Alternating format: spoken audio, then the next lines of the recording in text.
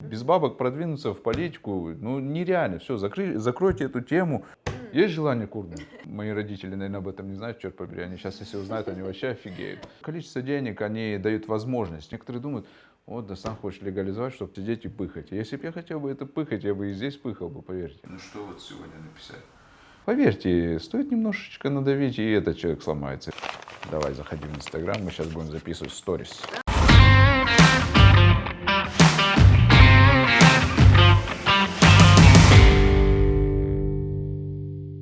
Здравствуйте, дорогие подписчики, меня зовут Чолпон Уламбекова, и я ведущая программы «Слуга народа». Сегодня мы будем разговаривать с депутатом, которого знают практически все, и это Дастан Бекешев. Дастан Далабаевич, доброе утро.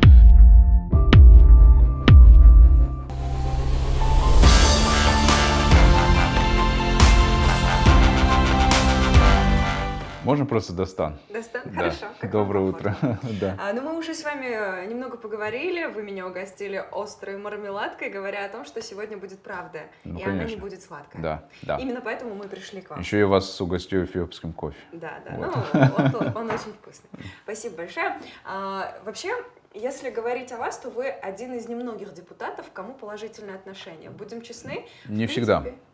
Да вы что? Или вы говорите о своих коллегах? Вы знаете, нет, не о своих коллегах, просто как бы по отдельности многих депутатов любят. Я вот что понял, по отдельности у нас все тут супермены, а когда вместе почему-то какое-то говно получается, что ли. Я не знаю, как это правильно сказать, ну, короче, Вы все верно отметили. вот, но когда по отдельности, вот, ты крутой, классный, да, там, но вместе что-то не так. Вот. Ну вот даже в своем одном из интервью, да, в принципе, всегда вы это говорите, что депутатский мандат стоит в среднем, ну, уже эта цифра увеличивается с каждым разом, ну, $500 000, да, грубо говоря. Да. Однако мы вот недавно даже брали интервью одного депутата, мы уже наконец-то об этом открыто заявили, что мандат можно купить. Ну, это в принципе, и так все знали.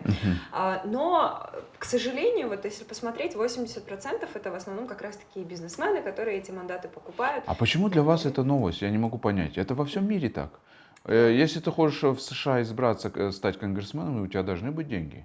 Это правда, да. Я к чему говорю? К тому, что очень многие люди на самом деле хотят в итоге прийти к политике так же, как и вы. Вам повезло, потому что вы действительно человек... Не то чтобы повезло, это, наверное, больше даже... Я согласен, я вашей согласен. работы. В любом успехе 10% это действительно это лотерея. Так вот, эту лотерею вам удалось выиграть, но как прийти к депутатству человеку, который на самом деле разбирается, который хочет помочь и писать такие же законопроекты, как и у вас? Слушайте, мне кажется, что не обязательно ставить себе такую цель, что я должен стать депутатом. Человек должен, во-первых, всегда быть человеком каждый день, и это самое сложное, да? Да, как говорил Чингиз Айтматов, это очень сложно на самом деле, потому что бывает ситуация, когда тебе приходится делать то, чего бы ты не хотел. А если ты не научился это делать, точнее не научился это делать, то немножко будет здесь тяжело уже, в парламенте. Здесь на самом деле, ну, бывает такая ситуация, когда тебе приходится идти против себя. Ну, что скрывать? Тут знаете, я 1000 раз слышу, да я там принципиальный, там, вот, я всегда на своем буду стоять. Да, есть такие, но поверьте, стоит немножечко надавить, и этот человек сломается, принципиальный. Поэтому надо научиться... Нет, я не то чтобы я ломался, у меня действительно были такие ситуации, когда я думал даже сдать мандат. Я вот помню в 5-м созыве я так переживал, когда у нас начали ломать нашу партию Арнамыс, еще я в то время в Арнамысе был. Я, представляете, мне 27 лет, я с такими с идеалами какими-то пришел, да, там думал, что мы должны командой работать тут, а тут нам говорят, слушай, какая-то часть команды решила пойти с другой командой, а вы уже лохи, да, там, условно говоря, да, и ты думаешь, ну как так возможно, это же козлы самые настоящие, а потом думаешь, нет, почему они козлы, да, то есть уже потом уже начинаешь понимать, что где, что, как, чему, и лучше, если ты эти идеалы сломал до этого депутатства. Как прийти к депутатству? Во-первых, человек должен, я думаю, научиться не просто говорить, но и делать. Да. У нас очень много депутатов, которые хорошо, красиво говорят, красочно. Да? Вы их заслушаетесь, их люди любят. Но они могут не решать ваши проблемы. Почему? Потому что, ну, просто они не знают, как эту проблему решить. И не знают, как написать даже письмо, даже иной раз, да, там, или законопроект.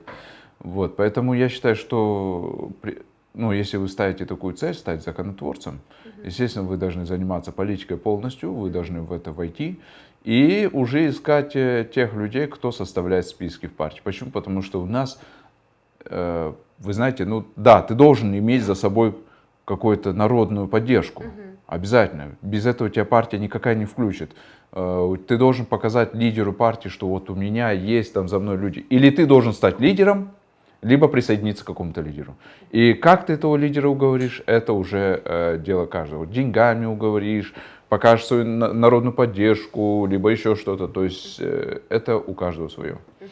Ну вот вы, опять-таки, в одном из своих интервью говорили, что в политику должны приходить не бизнесмены, а менеджеры. Я тоже согласна с этим мнением, потому что действительно очень важно правильных людей выбирать на правильные позиции и как какие-то внутренние процессы, да, выстраивать. Я объясню. Дело в том, что некоторые бизнесмены, вот, они даже мне иногда потакают, мне аж смешно становится. Они думают, что они, заработав там $1 000 000, они уже во всем разбираются, они крутые и могут даже государством управлять. И когда я начинаю говорить, вот слушайте, в предпринимательстве так-то, так-то должен. Они говорят, ну ты же теоретик, черт побери. Как ты можешь говорить о предпринимательстве, когда ты сам не занимался предпринимательской деятельностью? Ну слушайте, давайте по-честному возьмем. У нас разве много реально состоявшихся, поднявшихся с нуля бизнесменов, крупных? Давайте так. В основном не коммерция. Коммерция это, вот Салымбеков, молодец, у него получилось в свое время там контейнерами заниматься, там вещи привозить. Он поднялся, вот человек, да, можно там, может где-то он налоговую обманул, еще что-то. Ну молодец, да, сделал, да, он по крайней мере там не пришел, может там тут, я не знаю, не украл, да. Ну а есть же много, которые были государственными чиновниками, отпилили кусочек себе там где-то, да, землю где-то выделили или еще что-то сделали. Или как-то приватизировали там здание. По сути, они за счет народа же разбогатели. Большая часть, поверьте, бизнесменов, наших бизнесменов, я не говорю, что это плохо, это просто этап нашей истории. Не надо их ненавидеть за это, да, там, не они так сделали бы другие, не он так сделал бы ты, там, да, в любом случае. Это этап нашей истории, так появлялись наши богачи. Ну, наши богачи вот эти, они не с нуля, многие из них не с нуля поднялись. Как это бывает там у Стива Джобса, там пришла идея, он там замутил iPhone, да, там. Вот таких у нас очень мало. И когда мы говорим о таких, мы сразу вспоминаем Шоро, да? Мы сразу Мегимбердиева вспоминаем. Это действительно человек self-made. А вот, у нас self-made'ов очень мало. Кстати, с ним как раз-таки недавно у меня был диалог, и тоже брала интервью, и я у него спросила, вот если бы вы пришли к политике, то что бы вы сделали? И у него такое двоякое отношение, он говорит, в какой-то степени, с одной стороны, хочется помочь, но с другой стороны, с этими людьми работать особого желания нет. И вот если говорить как раз-таки об этих людях, к кому негативное отношение не только со стороны государства, но и среди даже коллег, вот как вы думаете, 120 депутатов, из которых, в принципе, 80% честно больше говорят, чем делают, и только остальная часть работает, да? Да. И вот что нужно сделать для того, чтобы, во-первых, сократить количество, во-вторых, это качество, внутри этого количества сделать качество? Ну, во-первых, давайте так, всегда будет такая фигня, всегда будет. Это коллектив, когда вот там университет взять, школу, да, там есть двоечники, отличники, есть те, кто даже отличники, кто зубрят, а есть, которые шарят, понимают, они там, я не знаю, с полуслова, там, прочитав чуть-чуть, уже понимают, да, всю тему. Здесь точно так же. Это такой же коллектив, он ничем не отличается там от студенчества, от школы, да.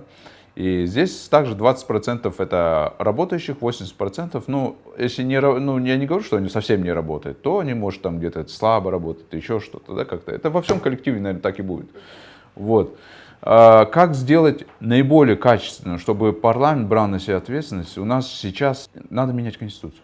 Я вам сразу говорю. Потому что по вот этой Конституции, которую в 2010 году написали, никто реально на себя не берет ответственность за то, что происходит в стране. Но не дай бог сейчас что-то произойдет, кто будет брать на себя ответственность? Парламент будет наезжать на премьер-министра. Кто избирал этого премьер-министра? Парламент. Но премьер-министр участвовал ли на выборах? Он приходил к народу, я решу вот такие проблемы? Нет. Откуда он спущен? От президента. У кого он ищет в первую очередь поддержку? Не у парламента, а у президента. Я не говорю, что наш президент плохой или премьер плохой. Нет, у нас система плохая. И что тут надо менять? Надо сделать так, чтобы премьер-министр исходил от парламента без всякой поддержки президента. Участвует партия на выборах, партия, которая набрала большинство, оно формирует коалицию без участия президента, выдвигает премьер-министра, и все те депутаты, которые становятся членами правительства, даже премьер-министр, они должны за собой сохранять мандат, депутатский мандат. Как это сделано в системе, англосаксонской системе, это Великобритания, да, и другие страны. Вот. И тогда реально, вот вы голосовали за эту партию, вы можете прийти и сказать: слушай, я за вас голосовал, вот у вас премьер-министр, почему вы не решаете эти проблемы?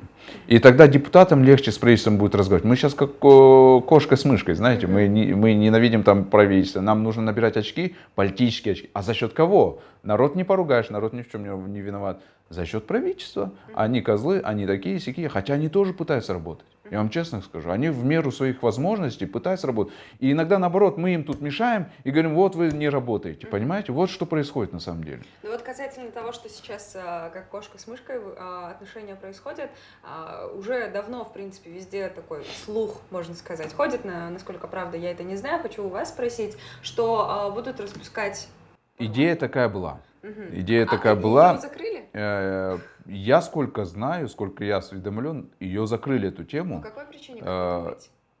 Я думаю, что сделали очень правильное решение, это приняли правильное решение.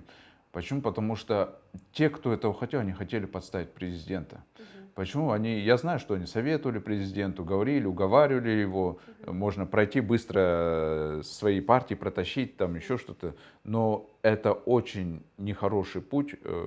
Джеймбеков все-таки должен у нас остаться как президент, который больше стабильность поддерживает. Ну, не то, что больше, а вообще поддерживает стабильность. Да?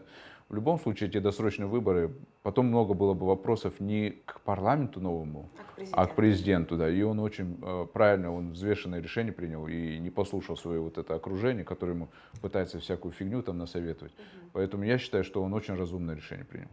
Ну здорово. Но если говорить сейчас о политической ситуации в стране, очень сложно найти какую-то партию, которая лидирует. Республика отойдет на грани разрыва. СДПК, там какие-то лидеры уходят, и вообще, в принципе, особого такого доверия нет. Нету сейчас партии, которая сказала бы: ребята, мы, я не знаю, вытянем, да, грубо говоря. Понятное дело, что скоро, наверное, работа эта вестись начнется. Вот вы планируете ли оставаться в СДПК? Куда вы хотите отправить? Может быть, вы знаете, я вам просто вот для вас говорю то, что я не входил в партию СДПК, когда мы избирались в парламент. Я не был членом партии СДПК. Я не был членом партии СДПК, поэтому остаться я в ней не могу. Просто вот как член там. Я сейчас член фракции СДПК. Вот. И, возможно, да, сейчас с партиями будем разговаривать. Вы правильно отметили, что у нас нет лидирующей партии. И она появится неожиданно, резко. Вот. Это, опять же, проблема того, что у нас все партии пытаются найти поддержку не у народа, а у президента. Вот. Нам систему надо менять. Кто-то должен брать на себя ответственность в этой стране, на самом деле. Вот, опять-таки, касательно партии хочется поговорить. На самом деле, от перестановки мест слагаемых сумма не меняется. И вот если говорить о наших политиках, то в принципе это одни и те же люди. Молодые как-то появляются, и это здорово, это радует. Я знаю, что у вас отличные отношения с Шириной Айтматовой. Я знаю, что в принципе есть молодое такое сообщество, которое... Про нас даже говорят, что якобы я ее финансирую, там, ими 2020, но это не так. Я даже, наоборот, где-то с ней расхожусь во мнениях. Вот. Но у меня вопрос немножко в другом. Планируете ли вы создание какой-то новой партии, где будет действительно новое дыхание для страны? Я уже поиграл в эту игру в 2014 году. Я сперва предварительно поездил по университетам, разговаривал со студентами и поднимал такую тему, как политический фандрайзинг. Почему? Потому что, давайте откроем, без денег у нас тяжело, без бабок продвинуться в политику, нереально. Все, закройте эту тему. Если у вас нет денег, допустим, да, там, вы можете создать партию, но в парламент вы не пройдете. Это однозначно. Почему? Потому что когда начинаются выборы, это все мы сейчас вот говорим хорошие слова там друг другу, да, все друг друга любим. Но когда начинаются выборы, все разделяются. У меня там, допустим, брат в той партии, я за него, а мне там заплатили, я агитатором там-то, там-то. И ты когда смотришь, а кто из честных остается, кто за тебя готов? Мало, поверьте. При- Когда меня очень разочаровал в 2015 году, когда я 5 лет с утра до ночи, я не знаю, до 10 ночи сидел здесь в парламенте, встречался с людьми, ездил по регионам. А потом в 2015 году, когда я избирался, мне приходили и говорили: слушай, дорогой, мы за тебя не будем голосовать, но если ты нам сделаешь вот это, то мы сейчас, вот, пожалуйста, хоть сейчас копии паспортов дадим, все дадим, мы за тебя проголосуем, можешь даже проследить, сфотографируем, дадим, покажем все. В 2017 году, когда были президентские выборы, я тоже там занимался одним из штабов, были штабы, и вот молодежь прям приходит и говорит: вот давай так, по-хорошему, все мы понимаем прекрасно, вот мы можем собрать 200 человек на этот участок, тебе паспорта дадим, все, ты только сейчас 1000 сомов, потом мы проголосуем, ну, как мы заходим на выборы, паспорт у тебя берем, проголосовали, фотографируем, выносим тебе, показываем, ты еще 1000 сомов. Молодежь сама предлагает. Да, ну действительно Понимаете? говорят, что народ заслуживает свое правительство сам. И в какой-то степени, возможно, даже мы сами, кыргызстанцы, в этом виноваты. Ну, я не стал бы народ винить, я думаю, что историю меняет личность. Это история показала, и вот у нас говорят, когда мы, да, когда у нас будет, вот, как Ли Куан Ю, что-то такое, да, там, я не знаю, для Грузии это был Михаил Саакашвили, сейчас для Украины, ну, это еще пока неизвестно, вот там Зеленского пытаются рекламировать, но пока он остается президентом надежды, дальше я не знаю, что будет. Возможно, он тоже будет крутым президентом. Ну, движение должно пойти именно от лидера, конечно. Очень хороший вопрос вы сейчас затронули касательно Зеленского. И вообще, в принципе, сейчас даже в мировой политике, если посмотреть, именно молодые, да, ребята как-то что-то меняют и меняют к лучшему. Вот назовите, пожалуйста, я не знаю, 5-10 личностей, которые для вас, в частности, являются надеждой, в которых вы можете... Современных вы имеете в виду? В Кыргызстане? Да, если такие есть. Я уверен, что есть, но, может быть, я их не знаю. А и среди ваших знакомых таких вы не можете назвать? Вы знаете, ну, вот это лидерство, оно же как может проявиться в каких-то делах? Возможно, у них не было возможности вот просто встать. Может, они занимаются другими вещами и не хотят этим заниматься, да, брать на себя вот эту вот ношу лидерства, да, это тоже есть. Бывают лидеры есть, но они просто не хотят этим заниматься. Вот, поэтому я вам честно скажу сразу вот так вот. Может, это надо посидеть, подумать, но сразу я не смогу вам назвать. Я думаю, есть. Вот если бы вы собирали свою Dream Team, кто бы среди политиков, среди, я не знаю, бизнесменов, общественных деятелей был бы в вашей команде? Не, я бы все-таки из действующих депутатов несколько людей тоже взял бы в свою Dream Team. Почему? Потому что опыт должен быть, помимо вот этого ля-ля-ля, должен быть какой-то опыт участия на выборах, опыт организации, потому что выборы это и есть организация. Без таких людей ты не пройдешь, это однозначно.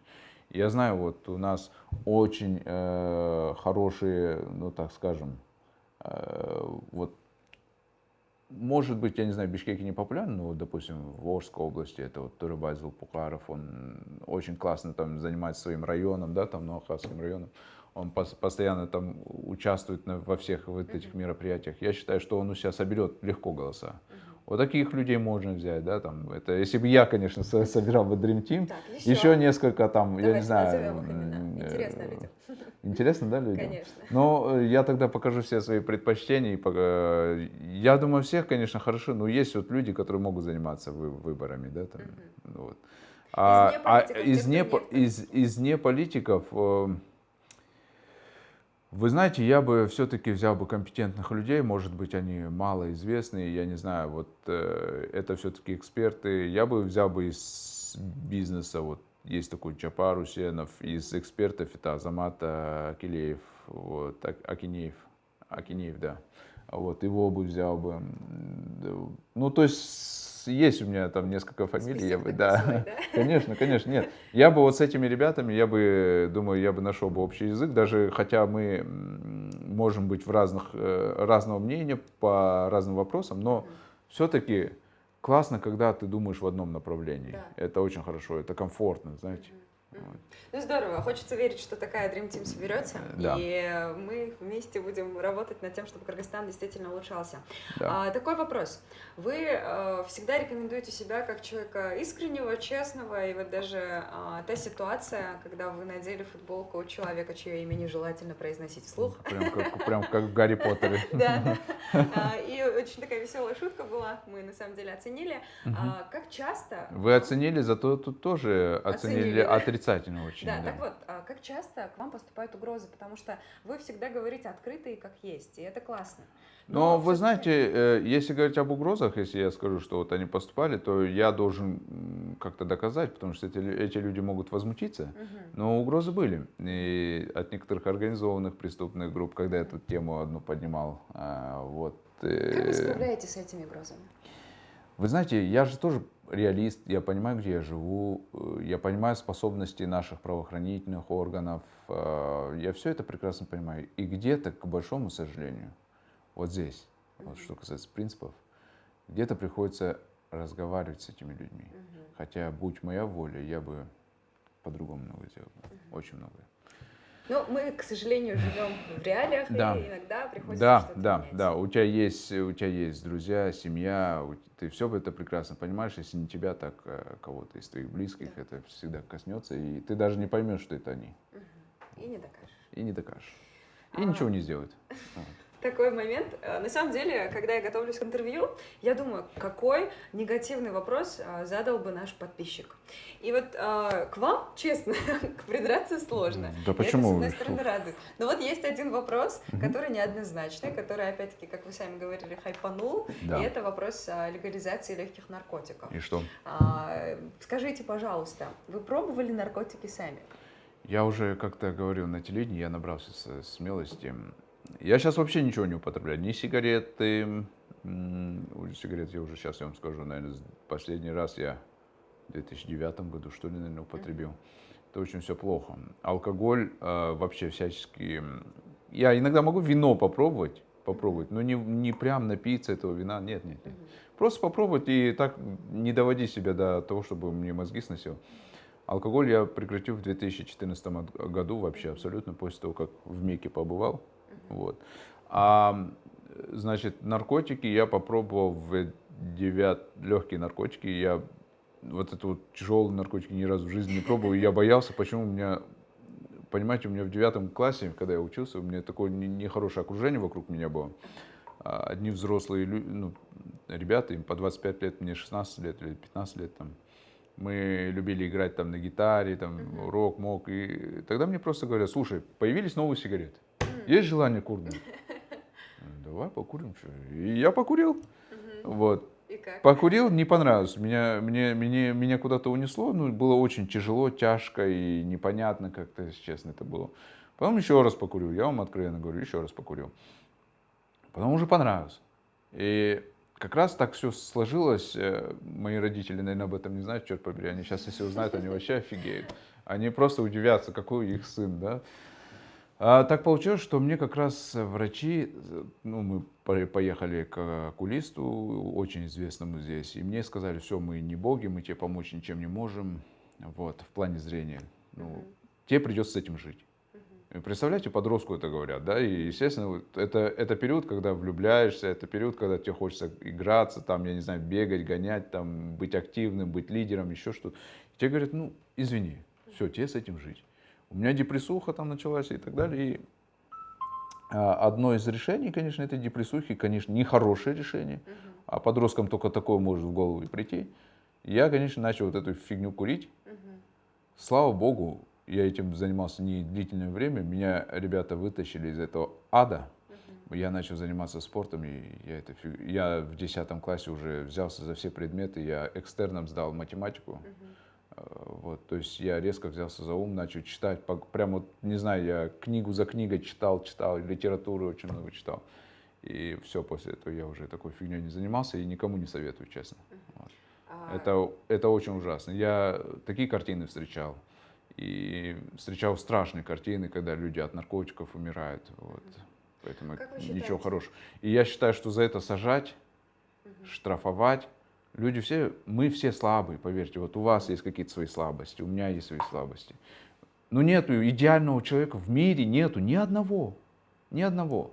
И наказывать человека за его слабость, я считаю, это неправильно. Лучше декриминализировать это и пропагандировать, наоборот, спорт, объяснять, что это очень плохо, показывать картины, как это плохо, чем это заканчивается. Я готов сам к этому подключаться. Некоторые думают, вот, да сам хочешь легализовать, чтобы сидеть и пыхать. Если бы я хотел бы это пыхать, я бы и здесь пыхал бы, поверьте. Но я считаю, это очень плохо. Ну, в принципе, хоть запрет есть, люди все равно курят, будем откровенны. В университете у меня, когда я учился, знаете, вот сейчас уже некоторые, там, кто-то на госслужбе, не буду, ладно, говорить, где, ну, курят. И курят. И я знаю, что некоторые из членов правительства курят, и наверняка в парламенте есть люди, которые курят. Да поэтому, вы поверьте, это люди не могут это публично сказать. Я говорю публично, потому что я считаю, что все мы слабые, мы должны, наоборот, говорить об этих слабостях не для того, чтобы нас потом Бог за это наказал или еще что-то, а для того, чтобы другие так не делали. Вот если мы легализуем, к примеру, да, в какой-то степени для туризма это очень хороший шаг, плюс мы где-то какие-то коррупционные, да, моменты. Я не думаю, что для туризма это хороший шаг. Легализация. А для чего тогда нужно легализовать? Я говорю о не легализации, а декриминализации, убрать уголовную любую ответственность за это. Для того, чтобы эти ребята были где-то зарегистрированы, для того, чтобы милиция на них не наваривалась. Потому что наркомания – это болезнь. И милиция на этой больных этих людях, она зарабатывает. Зарабатывает каждый день. У меня есть знакомые, которые работали в органах внутренних дел, они говорят, слушай, мы то и дело просыпались утром и думали, какого наркомана сегодня поймать, либо дело закрыть какое-нибудь, либо деньги на нем заработать. И он говорит, я, слава богу, ушел из этой системы. И говорит, у большинства такое мышление. Понимаете? Я сейчас скажу, милиция будет потом возражать, будет говорить, нет, ну, конечно, будет оправдываться. Конечно, это стопудово. Но это так и есть. Правда, и так, в принципе, люди знают, даже если они не говорить. Да. Но вот в таком случае, вы говорите, что в 9 классе, да, впервые столкнулись с наркотиками, но не все такие волевые, как вы. И что, если декриминализовать этот вопрос, и таких школьников, подростков, которые начнут курить, но не смогут отказаться, будет много, то что тогда? Нет, это фигня. Вот вы знаете, они и без декриминализации, кто не хочет, тот и не будет отказываться. Вот, то есть закон здесь не является препятствием. Закон только создает какой-то определенный страх, и все. Страх того, что тебя милиционер поймает, с тебя деньги заберет, и все. Вот только такой страх. Так я не думаю, что массово все курить начнут. Вот возьмем Португалию. Они декриминализировали, но начали параллельно пропагандировать футбол. Это было в начале 2000-х годов. Кстати, по поводу пропаганды, я тоже смотрела, когда в Америке были проблемы именно в сфере медицины касательно ожирения, начали пропагандировать марафоны, начали пропагандировать бег, и после этого, по-моему, на процентов 30 уменьшилось количество запросов с точки зрения медицины. Поэтому... Кстати, вот вы про медицину, я извиняюсь, про эти же наркотики. Есть люди... Скажите, что это полезно. Нет, это не полезно. Есть люди, которым приходится употреблять наркотики, чтобы подавить боль. Это люди с онкозаболеванием. И я даже один раз встречал такого человека, который говорит, хоть что-нибудь сделайте со мной. Или там, я не знаю, купите наркотик. Ну, говорит, я не могу это терпеть. Поэтому я считаю, что пока хотя бы с медицинской точки зрения надо это декриминализировать. Такой вопрос. Очень многих, опять-таки, интересует это. С вами, я думаю, этот диалог можно совершить. Как вы думаете, Омурбек Бабанов вернется к политике или нет? Я думаю... Как скоро? Сейчас, может быть, его будут держать в подвешенном состоянии и не будут, может быть, ему разрешать активничать. Вот. Возможно, в будущем все поменяется. Возможно. Вот. Я не могу это прогнозировать. Ну, честно, я не гадалка, да, там, чтобы сказать, вот тогда так-то, так-то. Если бы мы все знали бы, я бы уже поехал бы Бабанову, сказал бы, слушай, дорогой, вот тогда-то, тогда-то у тебя будет все классно. Потерпи немножко, да, там. Вот. Только дай мне долю в банке и все, да, я тебе вот предсказал уже, да, условно говоря. Сейчас, на самом деле, предсказанием является количество денег на счету во многом, да, потому что сейчас многие вопросы так решаются. Нет. Количество денег, они дают возможности, поверьте, но не дают ума, не дают многих вещей. Иногда люди думают, что у них вот много денег, и они могут то-то, то-то сделать. Но Судьба, Вот знаете, может совершенно иначе сыграть. продолжая этот вопрос, вот как раз-таки есть одна личность, у которой по определенным данным спонсирует порядка, ну, не знаю, больше половины политиков Кыргызстана. И как вы думаете, вот, эти силы готовят ли свою политическую партию для ближайших? Вы, наверное, про Раима Матримова, Да, да? ну это и так Давайте все. откровенно Ну говорить. хорошо, да. Что скрывать нам, Да. чего Если бояться, вдруг да? меня не станет завтра, то все Нет, нет, нет, нормально. человек, он, нет, он Мгм. на самом деле его слишком демонизирует. Я говорю, может быть, Как его, вы к нему его относитесь? нельзя называть коррупционером, потому что суда еще не было, как вот фильм смотрели «Домашний Мгм. арест», Мгм. сериал. Вот там, как один мэр обвинялся в коррупции, он всегда говорил, суда еще не было. Вот. Так и в отношении него, его нельзя называть коррупционером, но он стал символом коррупции. Да. То есть почему так произошло? Это собирательный уже образ в отношении него, потому что мы видели кошельки раньше, при Акаеве был таможенник кошелек, при Бакиеве был кошелек, и опять же из таможни. И давайте откровенно говорить, Раим, он тоже как кошелек состоялся именно во время Атамбаева. Мгм. Вот именно тогда, его же тогда поднимали, его взращивали, ему давали везде зеленый свет. Это так же было, правильно же? Ну и сейчас доросли до такого, что уже может человек, в принципе, финансировать партию. Как я к нему отношусь? Я с ним общался, я с ним встречался, ну, не специально, не специально. И с его братом я здесь общаюсь, но это не значит, что мы завтра там вместе пойдем в партию. Вот. Я-то знаю, что откуда эти деньги. Мгм. Я это понимаю, потому что что бы они ни говорили, но на сельском хозяйстве столько денег не заработаешь. Это мы прекрасно понимаем. Если мы говорим Бабану, мы хотя бы знаем, там, законы, незаконно, я не знаю, но у него есть Банк Кыргызстан, да, у него есть там кирпичный завод. Салымбеков, это вот Дордой Плаза, Дордой сам, да, там, я не знаю, хоть какого-то бизнесмена назови, мы знаем за ним какой-то там завод, там, торговый центр, что-то стоит. Мгм. А у него где бизнес? Вот вы задавались вопросом? Ну, никто не знает. Мгм. Понимаете? Поэтому отсюда у людей возникает справедливый вопрос. Слушайте, он разбогател за счет народа, да? Мгм. Вот А люди вы это вот тоже... встречались с ним, вы не разговаривали на этот счет? Нет, у нас в мае была такая встреча интересная. Это был ифтар. Мгм. Ифтар это делал Духовное управление мусульман Кыргызстана, вот, от имени муфти. И почему-то посадили нас за один стол. Мгм. Вот. И я над ним, ну, как прикалывался, вот представляете, вот так же вот он сидел, я вот так сидел, Интересно. вот, Ага. и я ему говорю, ну что там, говорю, депутаты у вас плов поели, вас уже теперь, типа, говорят, не знаем его даже, не видели. Ага. И он смеется, он говорит, ну да, говорит, есть, говорит, некоторые, говорит, так и сказали, говорит, хотя мы рядом сидели. Я говорю, ну вот, я говорю, вы же меня не пригласили, поэтому я говорю, вас сейчас буду это, ну, посмеялись. Мгм. Но я ему откровенно сказал, вот там вот сидел еще председатель комитета по экономической и фискальной политике Саладин Абдраев, он здесь сидел. Он ему говорит, он тебя периодически вспоминает, Раиму, он говорит. Мгм. Я говорю, да. Я говорю, я не буду это скрывать, я периодически поднимаю по вам вопрос и буду поднимать. Я говорю, я за спиной не буду вам это говорить, я просто вам как есть здесь говорю. Если кто-то будет отрицать этот разговор, у нас свидетелей было много. Вот, я ему так и сказал. Вот, так что в 2018 году, когда, помните, были игры кочевников, Мгм. так получилось, что он опять же сел в том ряду, где я сидел. Мгм.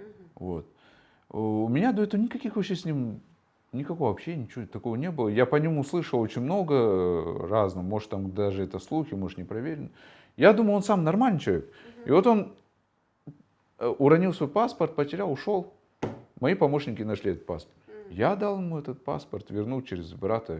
Вот и все. Вот, собственно, когда я с ними встречался.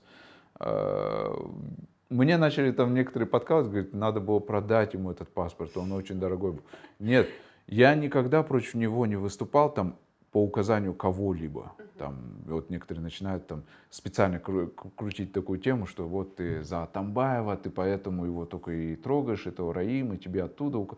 Вообще, вот такую тупую вещь иногда скажут, вот честно, я офигею просто. Я просто понимаю, что этот человек, пока он не скажет и не покажет, откуда у него деньги, у всех будут сомнения. Мгм. Меня не интересует, сколько у него в кармане, да, там денег, но я знаю, насколько он стал влиятельным после таможни. Мгм. Я знаю, и я знаю, что это очень плохо. Я знаю, что это очень плохо для страны. Почему? Потому что эти же люди придут сюда и будут управлять народом. И они народу будут говорить красивые слова. И, к большому сожалению, к моему большому сожалению, в 2020 году их партия будет здесь. Это правда. Это, мне кажется, уже... Я честно, иногда аж плакать охота, но это так. Это так, к Мы, сожалению. к сожалению, за деньги будут продаваться, голоса будут продавать, что бы мы ни делали. Можно сделать грамотную антирекламу, но это нужно объединить все средства массовой информации, как вот против Дональда Трампа. Ну, конечно, и этот эффект наоборот даже может сыграть, кстати, да. Может наоборот. Но я знаю, что они и СМИ купят, и все это раскрутят. Здесь я хотел одну вещь отметить. Вот говорят, а почему его не снесут, да?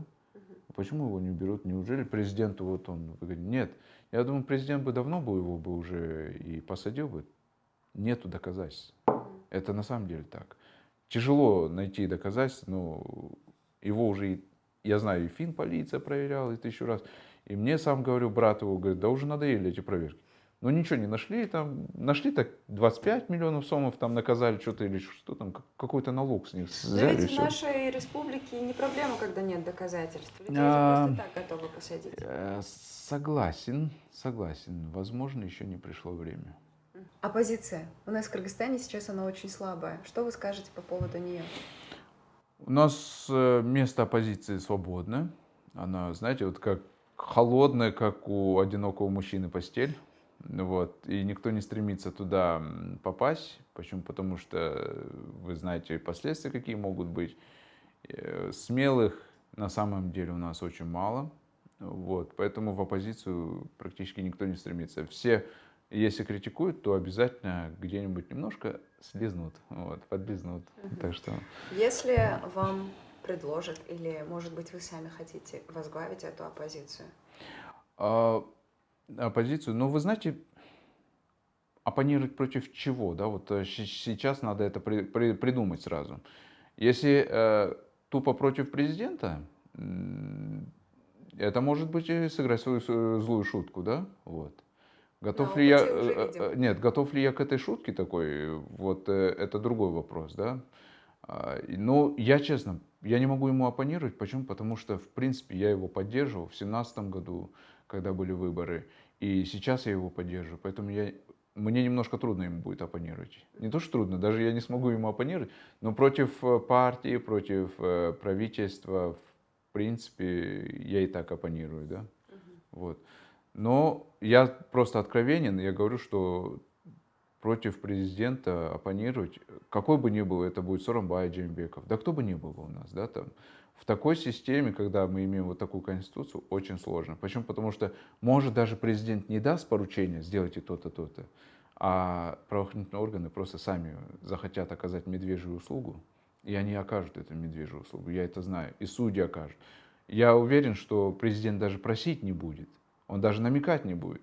Но у нас даже бывают такие случаи, когда он даже не в курсе, но за него уже все делают и хотят перед ним выслушаться. Такой вопрос. Я знаю, что очень многие депутаты, прежде чем писать законопроекты, поскольку мы уже говорили о том, что многие даже просто письмо не могут написать, советуются с вами. Да, и спрашивают, вот как вы думаете, какой законопроект написать и прочее. Вы постоянно инициируете что-то новое, и причем очень полезное. Какие вообще планы касательно законопроектов есть у вас, и вот определенные, которые вот вам сказали, нет, мы его не будем принимать, ни в коем случае, ни за что, потому что это полезно для народа, но отрицательно для правительства. Но вот сейчас я уже пока думаю, надо приостановить вот эти все законопроектную деятельность. Почему? Потому что осталось совсем мало. Вот, пора работать с избирателями. Но я и работал с избирателями, просто тихо и аккуратно работал. Вот. Но вот эта законопроектная деятельность, ну уже все, да, надо уже останавливаться. Почему? Потому что осталось совсем чуть-чуть. Я хотел инициировать по декриминализации легких наркотиков, но я сделал такой предварительный опрос, он непроходной. Можно, конечно, вытащить для хайпа, но что-то я подумал, не надо, да, этим заниматься. Вот. Я просто реальную картину понял, какая картина сейчас, вот, и поэтому я не стал. Вы когда-нибудь брали взятку или давали взятку? Мне предлагали, я вам честно скажу, и было так, что я сам не знал, но я поддержал один законопроект, вот, и мне говорят, слушай, давай мы тебя отблагодарим. Вот, я говорю, вы извините, это моя позиция, за что вы меня благодарить будете? Ну, пытались вручить, я отказался, и мне сказали, что меня еще больше зауважали. Мне было самому аж приятно. Но вы знаете, Не все ведь деньгами должно измеряться, черт побери. Вот, не все. Конечно, деньги нужны. И вам нужны, и мне нужны деньги. Да любому человеку деньги нужны. Я не знаю, но что-то должно такое быть, что неизмеримо деньгами. Вот. Хорошо, приятный ответ, на самом деле. Такой вопрос. Вы очень активны в социальных сетях, в Твиттере вас просто обожают. Мне нравится ваша заставка. Просто классная, топчик. Классно вы там сидите. Ну да, да. В Инстаграм вы недавно появились. Да, начал сейчас активно пользоваться Инстаграмом. Вот очень многих наших, на самом деле, подписчиков интересует вопрос, как вы создаете пост. Мы можем прямо сейчас просто взять телефон, не знаю, с помощником или как-то написать определенный пост. Допустим, а зачем писать? Сейчас люди не любят что-то писать. Фотографии. Сейчас. Вот Где мой там Омурбек? Сейчас мы его позовем. Здесь. Омурбек, ты уснул? Друзья, знакомьтесь, Омурбек, это помощник. Он молодой? Ну, хорошо, мне помогай. Сейчас мы. Я думаю, что это очень эксклюзивный момент будет, потому что многих на самом деле интересует, как это происходит. Сейчас. Бери Так. Инстаграм. Давай, заходи в Инстаграм, мы сейчас будем записывать сторис. Я вам сейчас дам вот этот мармелад. Это горькая правда. Да. Я хочу, чтобы вы ее попробовали. Попробуйте, она вкусная. Хорошо, я просто попробовала, это мармелад очень острый. Надо еще раз попробовать. У меня как бывает, когда мысль какая-то приходит, вот тогда я записываю. Или там новостью делюсь. Вот мои помощники, они выкладывают в основном новости, которые мы публикуем на сайт. Вот. А обычные свободные мысли я сам пишу. А давайте про журналистов напишем. Давайте. Наших любимых. Вот, я пишу журналисты.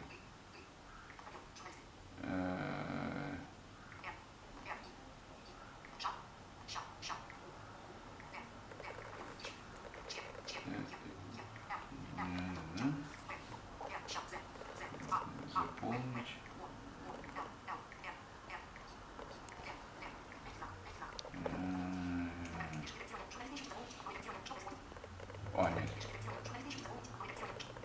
Журналисты ищут, чем заполнить свои новостные ленты.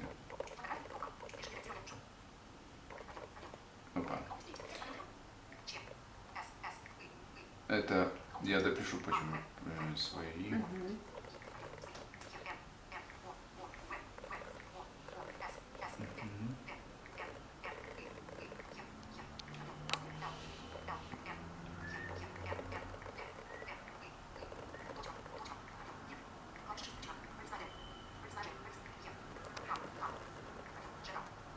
ЖК.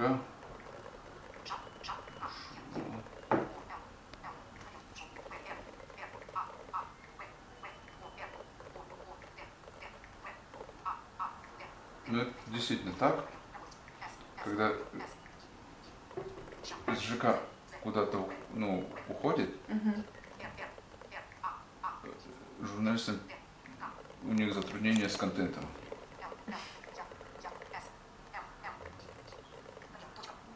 Ну-ка. Да. Журналисты ищут, чем заполнить новостные ленты. ЖК ушел работать с избирателями. Это так? Да? Да. Вот сейчас не знаете, сколько журналистов позвонило? А вы не хотите, кстати, голосовой сделать? Печатать можно голосовым образом же. Много ошибок дает. Да? Да. Все понятно. Хорошо. Ну, круто, здорово. Вот таким вот образом, друзья, Дестан, как вы попросили без отчества, Да. заполняет свой контент в Твиттере. Теперь мы увидели, как все это происходит. Вот так. Круто. Инстаграм не воспринимает тексты, у нас тексты уже мало читают. И тут, конечно, с видео надо работать, многие кнопки мои не озвучиваются, поэтому это уже с кем-то. Вот. То есть вы, как сейчас только что демонстрировали, таким образом в Твиттере тоже пишете? В Твиттере я сам пишу. Если вы станете президентом, первые шаги? Вот это я могу сказать. Как только я стану, я уже на инаугурации объявлю, что в течение 24 часов все те, кто относится к организованным преступным группам, я им даю возможность в течение 24 часов выехать из страны, либо все они будут завтра уже сидеть. Да, меня будут обвинять в том, что я уже совершаю правосудие, но это будет во имя и во благо народа. Это первое, что я сделаю. Второе, я сразу займусь за судей. Почему? Потому что у нас это самая такая часть, где люди недовольны. Третье, правоохранительные органы. Я сделаю все то, чтобы они не вмешивались никогда ни в политику, ни в экономику, а занимались разрешением реальных проблем на дорогах, чтобы не было у нас драк, там, да, по крайней мере, вот они должны там заниматься. Преступности, чтобы не было. Я думаю, у меня есть в голове план, вот, и он, в принципе, реализуем. В вашей голове через сколько лет это произойдет? Вы знаете, если я сейчас... Я пока еще не планировал избираться, я честно вам скажу. Нет, не планировал. Спонтанное решение произошло сейчас. Ладно, шучу. Спасибо большое вам за этот диалог. Для вас, друзья, в проекте «Слуга народа» у нас в гостях был Дастан Бекешев. Надеемся, что правда будет звучать не только из уст этого человека, но и других. Спасибо большое вам. политиков. Спасибо огромное. Не продавайте свои голоса. Для вас работала Чулпан Ламбекова. Пока. Пока.